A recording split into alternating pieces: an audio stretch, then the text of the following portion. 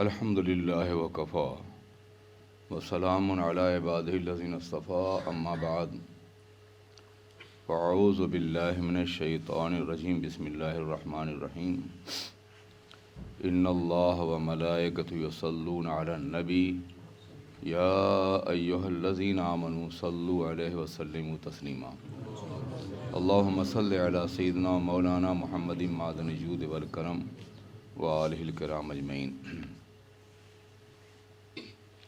وعن ابن مسعود رضی اللہ عنہ ان النبی صلی اللہ علیہ وسلم قال لیس من نفس تقتل ظلما الا کان علی ابن آدم الاول کفل من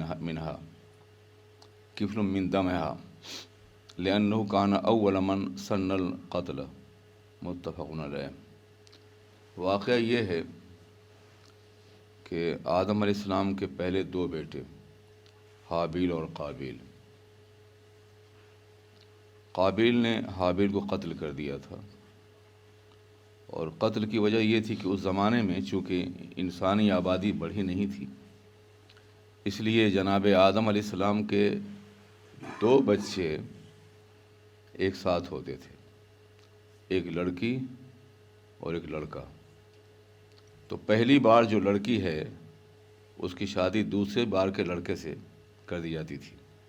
اس وقت یہ جائز تھا، اس لیے کہ آبادی کو بڑھانا تھا، اس کے علاوہ کوئی اور دوسری شکل نہیں تھی۔ حابیل اور قابیل دونوں دو مرتبہ پیدا ہوئے۔ پہلے قابیل ان کے ساتھ ایک بچی اور پھر حابیل ان کے ساتھ ایک بچی۔ قانون کے مطابق دوسری بچی کو جو حابیل کے ساتھ پیدا نہیں ہوئی تھی اس کی شادی کو حابیل سے ہونا تھا۔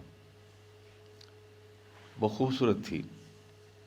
قابیل ضد کر رہا تھا کہ جو بچی میرے ساتھ پیدا ہوئی ہے جس کی شادی حابیل سے ہونی ہے میں اس کے ساتھ کروں گا۔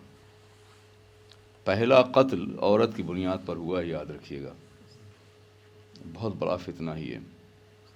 حابیل سمجھاتا رہا کہ ایسا مت کرو، یہ میرے باپ آدم کی شریعت کے خلاف ہے، یہ حرام ہے، یہ ناجائز ہے۔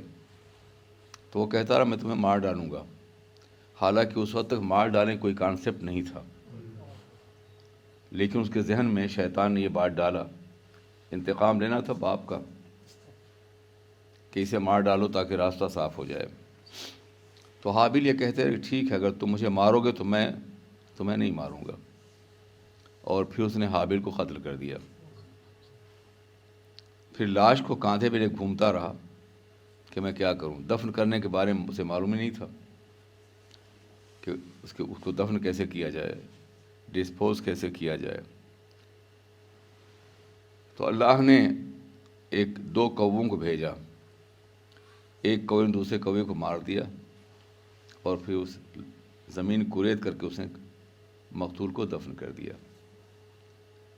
تو اس نے کہا کہ افسوس میں اس کوے کی طرف بھی نہیں ہوں۔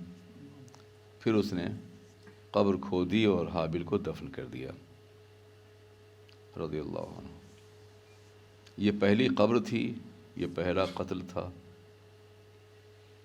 جو آدم علیہ السلام کی اولاد میں ہوا تھا۔ اب جناب سرور کائنات ارشاد فرماتے ہیں کہ جب بھی کوئی نئی چیز ایجاد کرے گا جو غلط ہو، ناجائز ہو،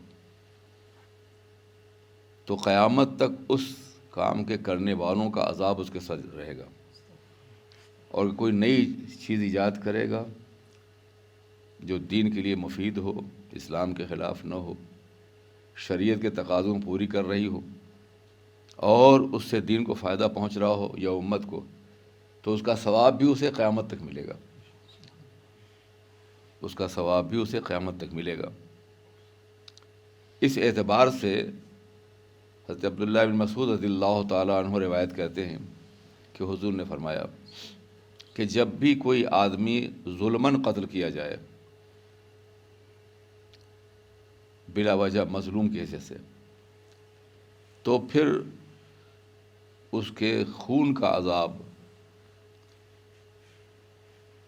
اس کا حصہ، ایک وبال آدم علیہ السلام کے بیٹے پر ہوگا جس نے پہلا قتل کیا تھا، جس نے قتل کی بنیاد رکھی تھی۔